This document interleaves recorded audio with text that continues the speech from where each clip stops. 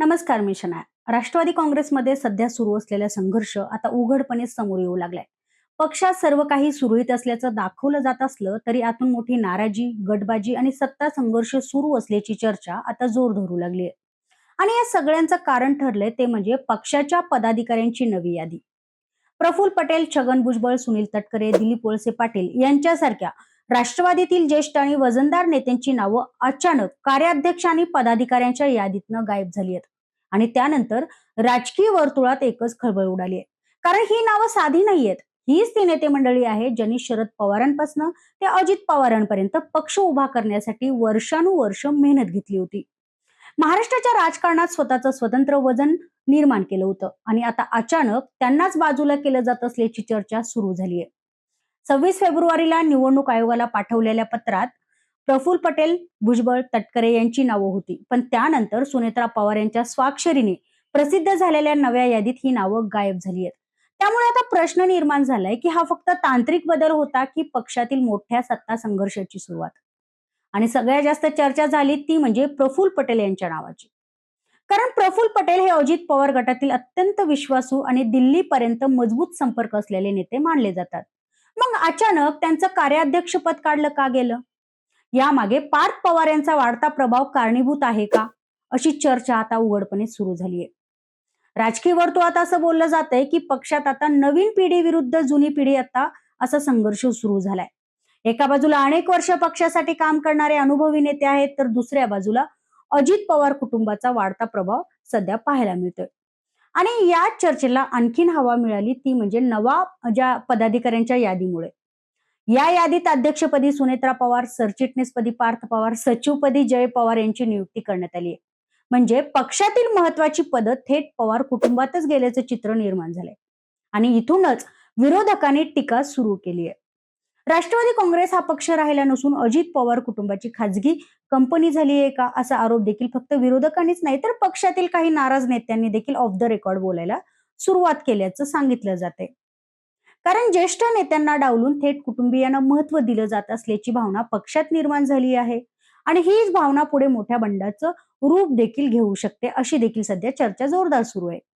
दरम्यान याच प्रकरणावरून सोशल मीडियावर आणि राजकीय वर्तुळात मोठी टीका सुरू होता सुनेत्रा पवार यांनी स्पष्टीकरण देखील दिलं आहे. त्यांनी म्हटलंय की पदाधिकाऱ्यांच्या यादीत काही प्रशासकीय चुका राहिल्या आहेत किंवा त्या झाल्या आहेत, त्या दुरुस्त केल्या जातील. पण या स्पष्टीकरणानंतर देखील प्रश्न कमी झाले नाहीत, उलट ते प्रश्न अजून देखील वाढले आहेत. कारण एवढ्या मोठ्या पक्षाच्या अधिकृत यादीत प्रफुल्ल पटेल, छगन भुजबळ, तटकरे यांच्यासारख्या मोठ्या नेत्यांची नावं चुकून राहू शकतात का, हा प्रश्न आता सामान्य कार्यकर्त्यांपासून राजकीय विश्लेषकांपर्यंत सगळेच विचारत आहेत. आणि विशेष म्हणजे हा वाद सुरू असताना सुनेत्रा पवार, पार्थ पवार, प्रफुल्ल पटेल आणि सुनील तटकरे हे गुवाहाटीत मुख्यमंत्री हेमंत बिस्वा शर्मा यांच्या शपथविधी कार्यक्रमात देखील एकत्र दिसले होते. त्यामुळे बाहेरून सर्व काही ठीक असल्याचं दाखवलं जात असलं तरी देखील आतून संघर्ष अजिबात संपलेला नाही, असं राजकीय तज्ञांचं मत आहे. आता प्रश्न असा आहे की राष्ट्रवादी काँग्रेसमध्ये नेमकं चाललंय तरी काय? पार्थ पवार पक्षावर पूर्ण नियंत्रण आणण्याचा प्रयत्न करतात का? जुना नेत्यांचा प्रभाव कमी करण्यासाठी ही रणनीती आखली गेली आहे का? पार्थ पवार यांना भविष्यात मोठं नेतृत्व देण्याची तयारी सुरू आहे का? आणि सर्वात महत्वाचं म्हणजे या नाराजीचं पुढे बंडात रूपांतर होणार का?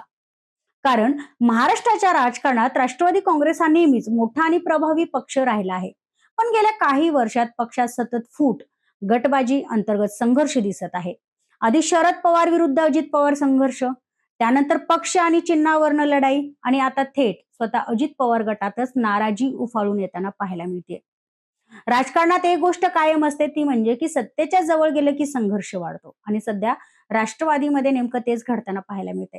कारण पक्षातील अनेक ज्येष्ठ नेत्यांना वाटतंय की त्यांनी आयुष्यभर पक्षासाठी काम केले, पण आता निर्णय प्रक्रियेत त्यांना दुय्यम स्थान दिलं जाते. तर दुसरीकडे पार्थ पवार यांना स्वतःचं नेतृत्व अधिक मजबूत करायचं आहे. त्यामुळे पक्षात नवीन टीम तयार केली जात असल्याचं देखील बोललं जाते. पण जर ही नाराजी वेळेत थांबवली नाही तर आगामी निवडणुकांमध्ये राष्ट्रवादीला त्याचा मोठा फटका देखील बसू शकतो. कारण कार्यकर्ते आणि स्थानिक नेते नाराज झाले तर त्याचा थेट परिणाम हा मतदारावर होऊ शकतो आणि मतदानावर देखील होऊ शकतो. आणखीन एक महत्वाची गोष्ट म्हणजे शरद पवार अजून देखील महाराष्ट्राच्या राजकारणातील सर्वात अनुभवी आणि प्रभावी नेत्यांपैकी एक मानले जातात. त्यामुळे अनेक नाराज नेते पुन्हा शरद पवारांच्या जवळ जाणार का याची देखील चर्चा आता सुरू झाली आहे. याच पार्श्वभूमीवर शरद पवार यांच्या सिल्व्हर ओकवर तटकरे यांनी निवासस्थानी त्यांची भेट घेतली आणि त्याला राजकीय महत्त्व दिलं जाते. जरी या भेटी फक्त तब्येतीची विचारपूस करण्यासाठी असल्याचं सांगितलं जात असलं, तरी राजकारणात कोणतीही भेट विनाकारण नसते असं म्हटलं जातं. आता पुढच्या काही दिवसांमध्ये राष्ट्रवादीत आणखीन मोठे बदल होतात का? नाराज नेते उघडपणे भूमिका घेतात का? आणि अजित पवार गट यावर कशी मात करतात हे पाहणं महत्त्वाचं ठरणार आहे. पण सध्या तरी ही गोष्ट मात्र स्पष्ट दिसते की राष्ट्रवादी काँग्रेसमध्ये सर्व काही आलबेलं नाही. तुम्हाला काय वाटतं, ही फक्त प्रशासकीय चूक होती की पक्षातील मोठ्या संघर्षाची सुरुवात? तुमचं मत कमेंटमध्ये मला नक्की सांगा आणि हा व्हिडिओ आवडल्यास लाईक करा, शेअर करा आणि सबस्क्राईब करायला विसरू नका. धन्यवाद.